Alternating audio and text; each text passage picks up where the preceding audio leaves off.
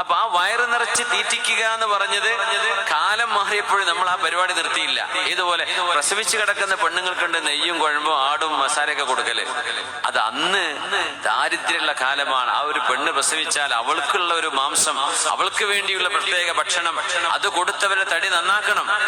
ഇന്ന് അതിന്റെ വല്ല ആവശ്യമുണ്ടോ? നമ്മൾ സാധാ കഴിക്കുന്ന ഫുഡ് തന്നെ പോലെ ഒരു ഗർഭിണിക്ക് പ്രസവിച്ച് കഴിഞ്ഞാലും കഴിക്കാൻ ഇന്നും കൊടുക്കും ആ നെയ്യും പരിപാടിയൊക്കെ. അത് അന്ന് നിർത്തേണ്ടതാ. എന്ന് കാലഘട്ടം മാറി, ഭക്ഷണശീലങ്ങൾ മാറി, വറുതിയുടെ കാലം കഴിഞ്ഞു. ഇന്നും അതന്നെ വേണമെന്ന് പറഞ്ഞാൽ കൊളസ്ട്രോൾ വരൂലേ, നെയ്പ്പാട കെട്ടൂലേ, അറ്റാക്ക് വരൂലേ? പെണ്ണുങ്ങൾക്ക് അറ്റാക്ക് വരുന്നില്ലേ? എന്തുകൊണ്ട്? ഇങ്ങനെ നെയ്യും ആടും സൂപ്പും കൊടുത്താൽ തന്നെ. അപ്പൊ നമ്മുടെ കാലഘട്ടത്തിൽ ഭക്ഷണത്തിന് ക്ഷാമമുണ്ടായിരുന്ന ഒരു കാലത്ത് തുടങ്ങി വെച്ച പരിപാടി ഇപ്പോഴും തുടരുകയാണ്. അതുകൊണ്ട് നിർത്തിയാൽ തന്നെ കുറെ അസുഖങ്ങൾ മാറും.